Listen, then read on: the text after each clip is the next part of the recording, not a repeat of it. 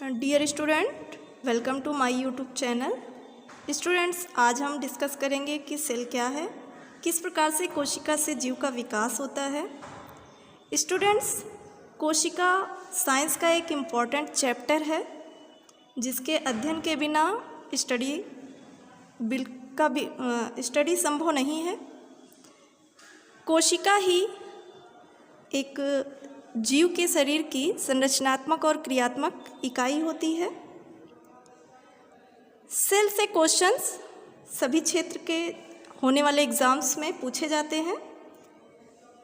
फ़िलहाल बच्चों, यह वीडियो हमने 9th और 11th क्लास के स्टूडेंट्स के लिए बनाई है और हम चाहेंगे कि 9th और 11th के क्लास के स्टूडेंट्स जितने भी हैं इस वीडियो को सब्सक्राइब करना ना भूलें। सब्सक्राइब कर लें ताकि इस वीडियो के सभी पार्ट उन तक अवेलेबल हो सके। 9th में थोड़ा सा शॉर्ट में कोशिका को बताया गया है, पर 11th में थोड़ा सा उसका विस्तार है। तो 9th के बच्चे अगर इसको पढ़ेंगे तो उनका पूरा सिलेबस इसमें कवर हो जाएगा और 11th क्लास के बच्चे भी उसको प्रोग्रेसिव ढंग से पूरे लेसन्स को, पूरे चैप्टर्स को अच्छे ढंग से स्टडी कर सकेंगे। तो आइए स्टार्ट करते हैं। सेल समझते हैं कि सेल्स क्या है, कोशिका क्या है, साइंस में इसको क्यों रखा गया है और क्यों ये चैप्टर इतना इम्पॉर्टेंट है कि हर क्षेत्र में इससे क्वेश्चंस पूछे जाते हैं। यहाँ तक कि तैयारी करने वाले बच्चे भी इस लेक्चर को अवश्य देखें ताकि उनका मनोबल आगे बढ़ता रहे। इस वीडियो को लाइक और शेयर करना ना भूलें ताकि आपके जो अन्य सहपाठी हैं उनके तक ये वीडियो पहुंच जाए बेटा। तो आइए स्टार्ट करते हैं। सेल। डियर स्टूडेंट्स, वैज्ञानिकों का ऐसा मानना है कि जो पृथ्वी की उत्पत्ति थी वो लगभग पृथ्वी की उत्पत्ति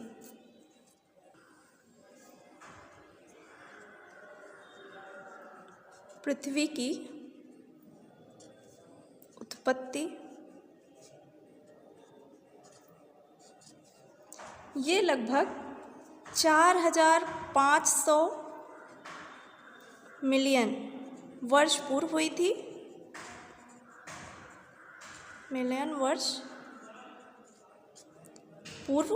थी। वर्ष पहले पृथ्वी की उत्पत्ति जो थी, जो कुछ वैज्ञानिकों का ऐसा मानना है कि उसकी उत्पत्ति 4500 मिलियन वर्ष पूर्व हुई थी। अगर देखा जाए तो जीवाश्मों के जो प्रमाण मिले थे उसके हिसाब से, अगर उसके आधार पर यह समझा जाए तो ऐसा विश्वास किया जाता है कि पृथ्वी पर जीवन की जो उत्पत्ति थी वो लगभग 3.5 बिलियन वर्ष पूर्व हुई थी। कुछ वैज्ञानिक बताते हैं कि 4500 मिलियन वर्ष पहले इस पृथ्वी की उत्पत्ति हुई, इस पृथ्वी का विकास हुआ और जो जीवाश्म के आधार पर जो प्रमाण मिले हुए हैं उनसे विश्वास किया जाता है कि जो पृथ्वी की उत्पत्ति थी वो 3.5 बिलियन ईयर पहले हुआ था। आदि पृथ्वी पर हाइड्रोजन और हीलियम, एक तो आपका हाइड्रोजन था और दूसरा आपका हीलियम था, ये दोनों ही अधिक मात्रा में थे और इसके साथ साथ नाइट्रोजन भी कुछ मात्रा में इस पृथ्वी पर पाया जा रहा था, उपस्थित था। इसके अलावा माना जाता है कि जो पृथ्वी पर कुछ जैसे जल था, इसके अलावा कार्बन मोनोऑक्साइड थी, कार्बन डाइऑक्साइड था, मीथेन था, अमोनिया थी। क्या नाम था उनका?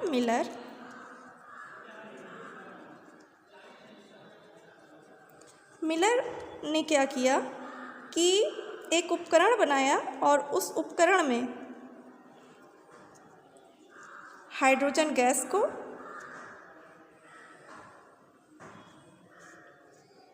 मीथेन को, उन्होंने इन सब को लिया था उस उपकरण में, मीथेन को, अमोनिया को और हाइड्रोजन डाइऑक्साइड गैस को,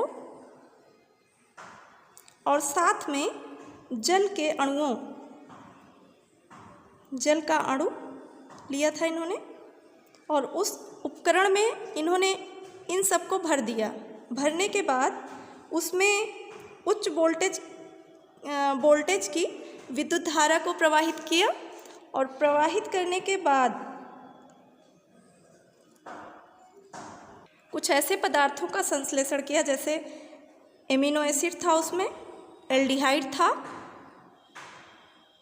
कार्बनिक एसिड थे। ऐसे कार्बनिक पदार्थों का उन्होंने संश्लेषण किया, और जो कार्बनिक अणु बने उनको कोइसरवेट्स कहा गया है। यानी कि जैविक उद्विकास के समय निर्मित कार्बनिक अणुओं को कोइसरवेट्स कहा गया। यानी कि जैविक उद्विकास जब हुआ उस समय को ये क्वेश्चंस भी पूछा जाता है बेटा कि कोइसरवेट्स क्या है। आइए देखें।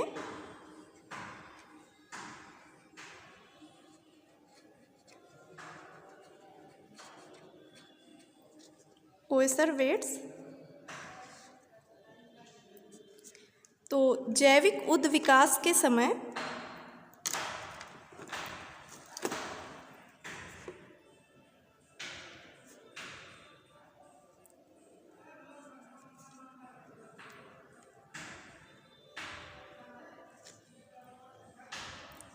जैविक उद्विकास के समय निर्मित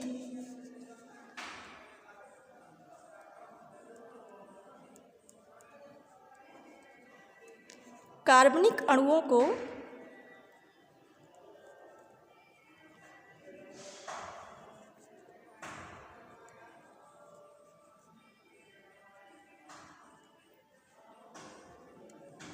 कोइसरवेट कहते हैं।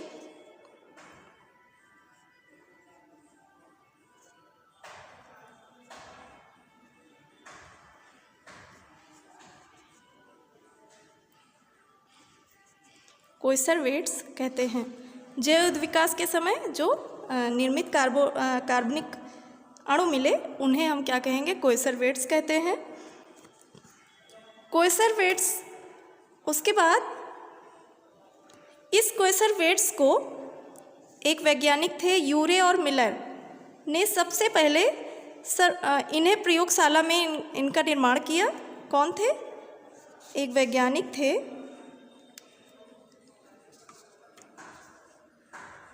यूरे तथा मिलर। दोनों ने मिल करके सबसे पहले इस कोइसरवेट्स को प्रयोगशाला में बनाया। किसने? यूरे और मिलर ने। दोनों एक साथ इस पे वर्क किए और वर्क करके इन्होंने प्रयोगशाला में इसका निर्माण किया। किसका? कोइसरवेट्स का।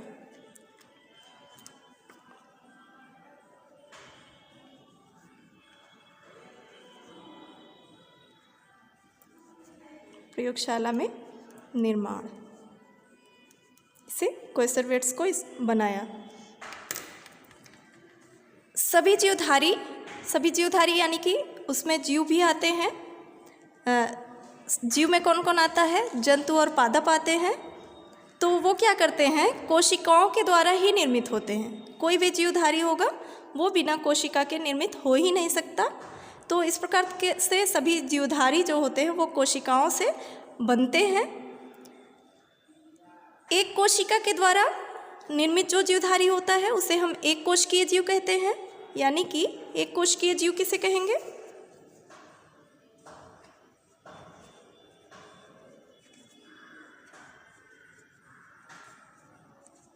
एक कोशिकीय जीव। एक कोशिकीय जीव एक कोशिका के द्वारा, इसे हम इंग्लिश में कहते हैं यूनिसेलुलर। यूनिसेल्यूलर यूनिसेलुलर कहते हैं एक कोशिकीय को। जीव ऑर्गेनिजम्स होता ही है। एक कोशिका से निर्मित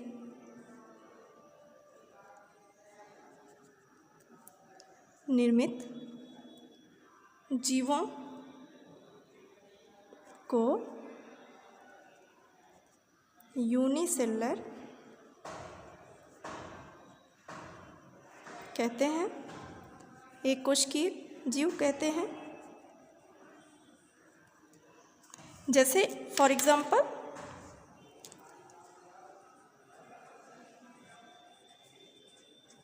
इसके लिए एग्जाम्पल कौन कौन होगा?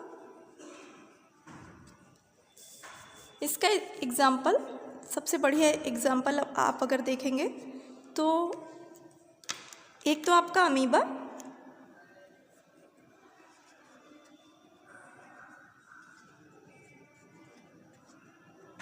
क्लैमाइडोमोनास भी एक कोशिकीय जीव होता है।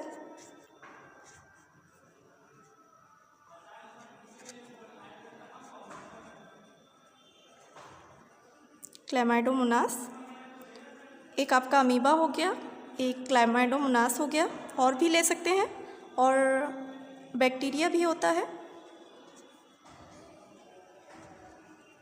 आपका पैरामीशियम भी हो जाएगा, यूग्लिना भी होता है। इस प्रकार से इसके अलावा बहुत सारे हैं एक्सेट्रा। बहुकोशिकीय जीव किसे कहेंगे? जिनका शरीर बहुत सारी कोशिकाओं से मिलकर बना होता है, उसे हम बहुकोशिकीय जीव कहते हैं।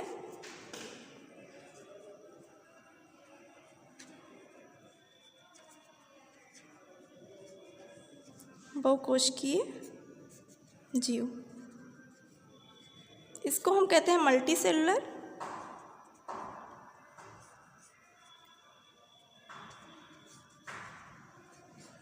ऑर्गेनिज्म जीव कहते हैं।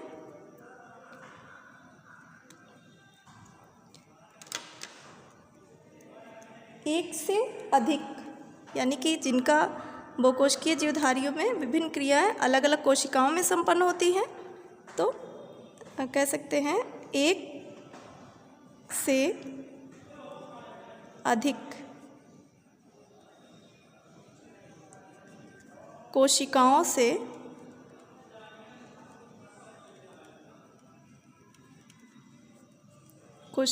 से निर्मित जीवों को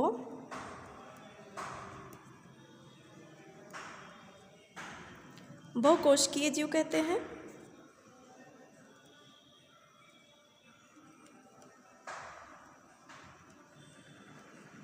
बहुकोशिकीय जीव कहते हैं। एक से अधिक कोशिकाओं से निर्मित जीवों को बहुकोशिकीय जीव कहते हैं। इसके एग्जाम्पल्स कौन से होंगे? For example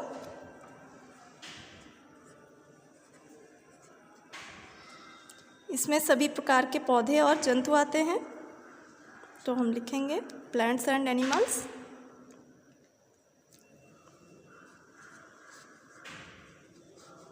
plants and animals,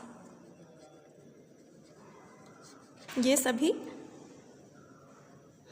बहुकोशिकीय जीव होते हैं। डियर स्टूडेंट्स, जो मानव शरीर होता है वो बहुकोशिकीय जीव होता है। एक अमरूद का पौधा हो या फिर नीम प्लांट्स ले लीजिए, कोई भी पौधा जो आप अपने अगल बगल आसपास देखते हैं, वो सभी बहुकोशिकीय जीव होता है, मल्टी सेलुलर जीव होता है। यानी कि किसी जीवित जीवधारी की जो संरचनात्मक तथा क्रियात्मक इकाई होती है उसे हम कोशिका कहते हैं। यानी किसी जीवित जीवधारी की स्ट्रक्चरल और फंक्शनल यूनिट कोशिका कहलाती है, सेल कहलाती है। देखते हैं कोशिका की डेफिनेशन क्या होती है। किसी जीवित, क्योंकि मृत में तो कोशिकाएं पाई नहीं जाती हैं। मृत चीज़ों में कोशिकाएं नहीं पाई जाती हैं। किसी जीवित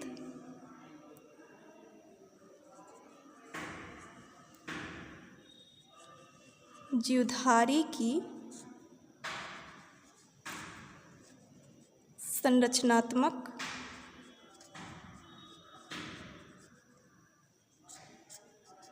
और क्रियात्मक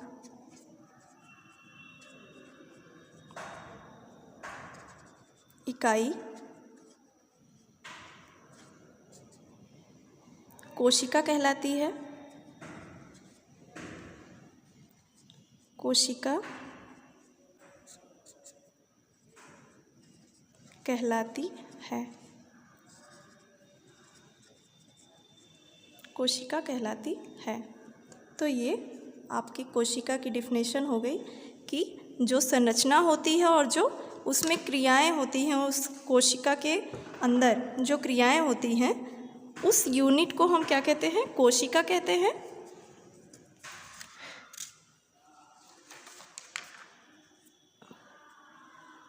जब ढेर सारी कोशिकाएं आपस में एकत्रित हो जाती हैं और उनकी जो उत्पत्ति होती है एक समान होती है, एक ही प्रकार की वो होती हैं और किसी भी विशिष्ट कार्य को मिलकर संपन्न करती हैं, तो उसको हम कहते हैं ऊतक।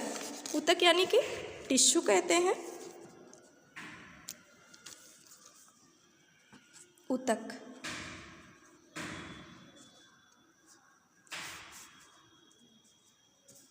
इंग्लिश में इसको हम नाम देते हैं टिश्यू।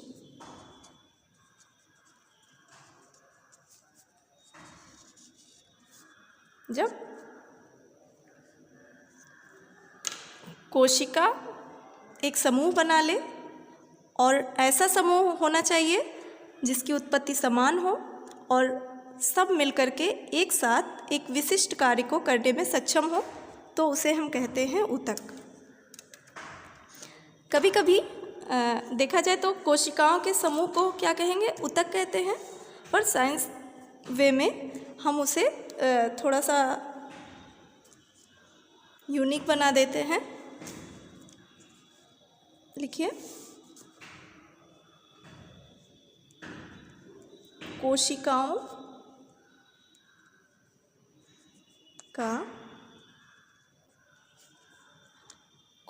का ऐसा समूह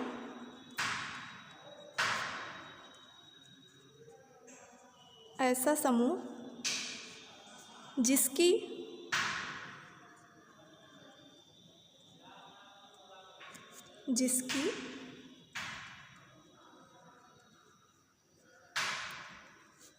उत्पत्ति समान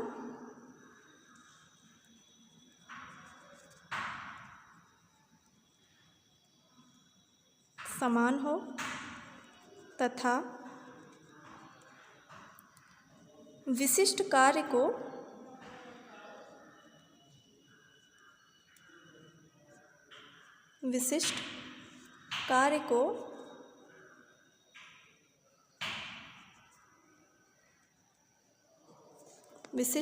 को करने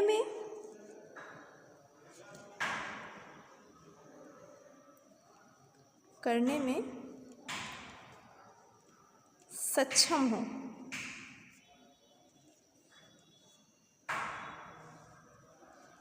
ऐसी संरचना को हम ऊतक कहते हैं।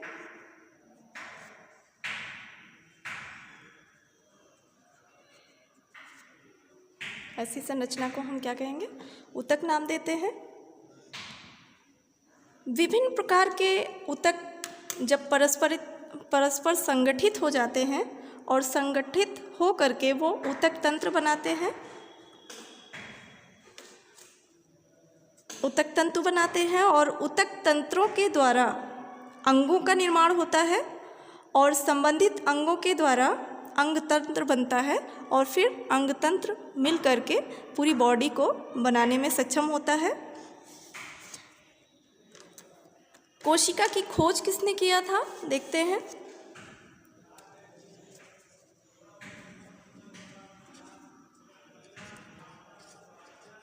कोशिका की खोज,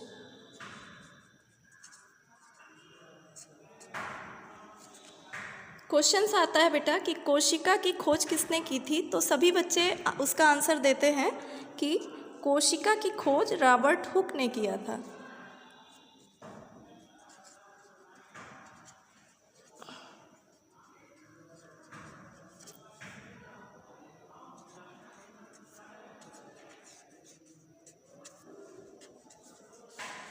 डिस्कवरी ऑफ सेल, सबसे पहले कोशिका को सन 1665 ईस्वी में,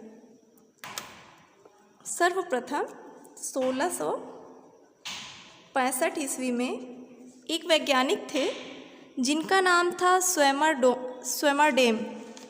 स्वेमरडेम ने मेढक की लाल रुधिर कणिकाओं में कोशिका को देखा। सबसे पहले किसने देखा? स्वेमरडेम ने।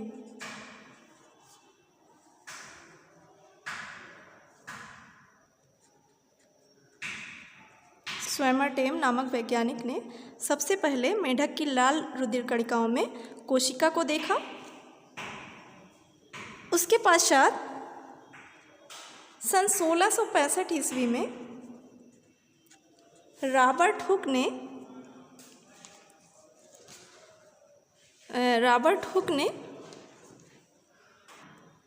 1665 ईस्वी में रॉबर्ट हुक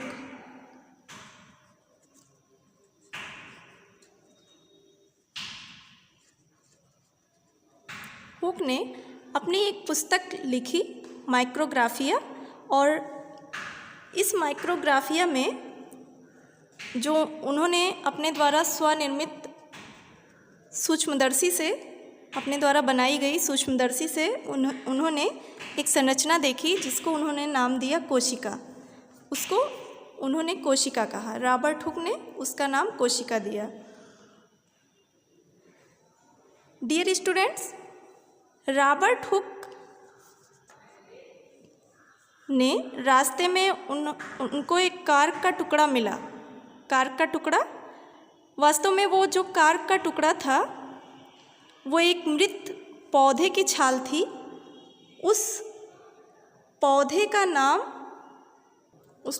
नाम था कवरकस।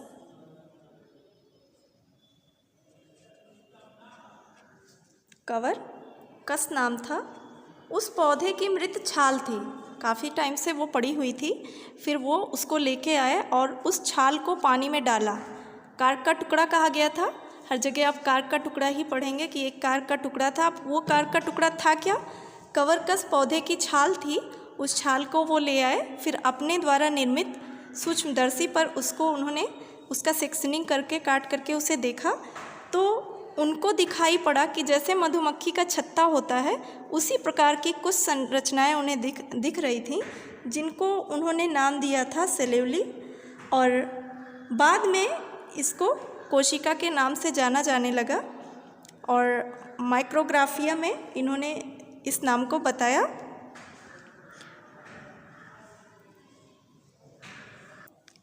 सन 1674 ईस्वी में लुवेनहॉक ने भी इस पे अध्ययन किया।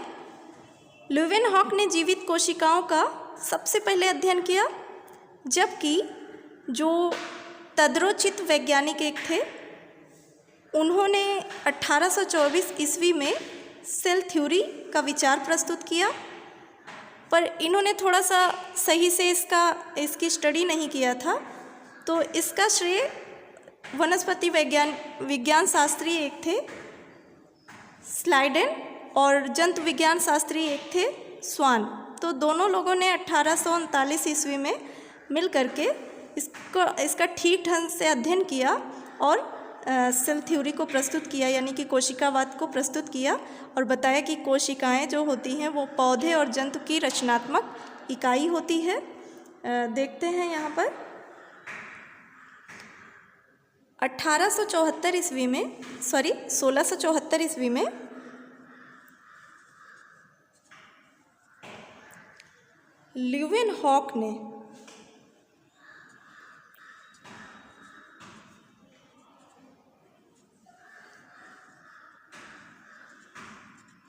ल्यूवेनहॉक ने जीवित कोशिकाओं को सर्वप्रथम जीवित कोशिका का अध्ययन किया। किसने किया? ल्यूवेनहॉक ने। फिर उसके उपरांत कोशिकावाद का सन 1824 ईस्वी में ड्यूट्रोचिट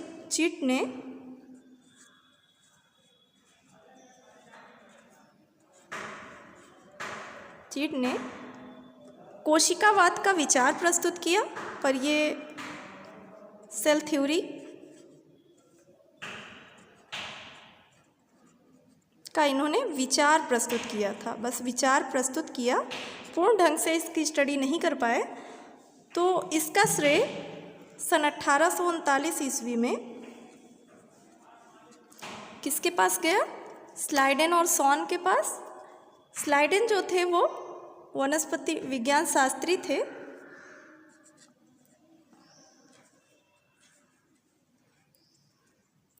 स्लाइडेन और जंतु विज्ञान शास्त्री जो थे स्वान।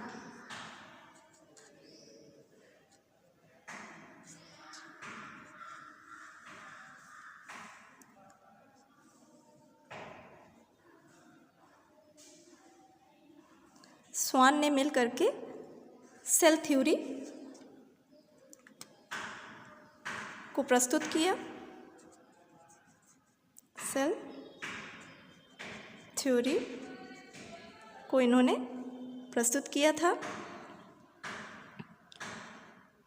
और बताया कि कोशिकाएं जो होती हैं वो पौधे और जंतु की रचनात्मक इकाई होती है।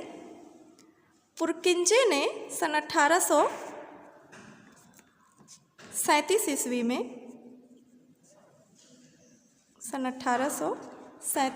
में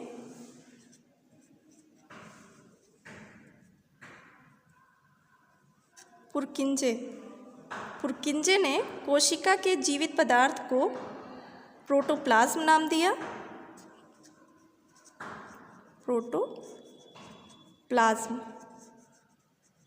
प्रोटोप्लाज्म नाम दिया उन्होंने। और सन 1858 ईस्वी में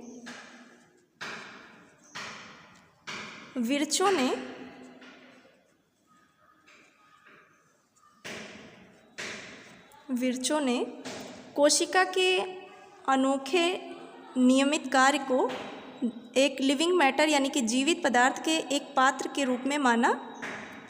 उन्होंने बताया कि कोशिका में विभाजन होता है और सभी नई कोशिकाएं पूर्ववर्ती कोशिकाओं से बनती हैं। इसे कोशिका की वंश परंपरा का नियम कहते हैं। डियर स्टूडेंट्स, आज के लिए बस इतना ही। अगले लेक्चर में हम कोशिका सिद्धांत सेल थ्योरी क्या होती है इस चीज़ को डिस्कस करेंगे। इसके अलावा कोशिका के प्रकार कौन कौन से होते हैं और वो किस प्रकार से दिखती हैं, प्रोकैरियोटिक कोशिका क्या होती है, यूकैरियोटिक कोशिका क्या होती है, नेक्स्ट लेक्चर में हम आपको बताएंगे। डियर स्टूडेंट्स, इस चैनल को सब्सक्राइब करना ना भूलिए, कमेंट शेयर कर दीजिएगा। कोशिका एक बहुत ही इम्पॉर्टेंट और थोड़ा सा डिफ़िकल्ट चैप्टर है, तो इसको आसानी से आप धीरे धीरे गेन कर लेंगे। तो आप इस चीज़ को समझते रहिए। नेक्स्ट लेक्चर में फिर से आपसे मुलाकात होगी। तब तक के लिए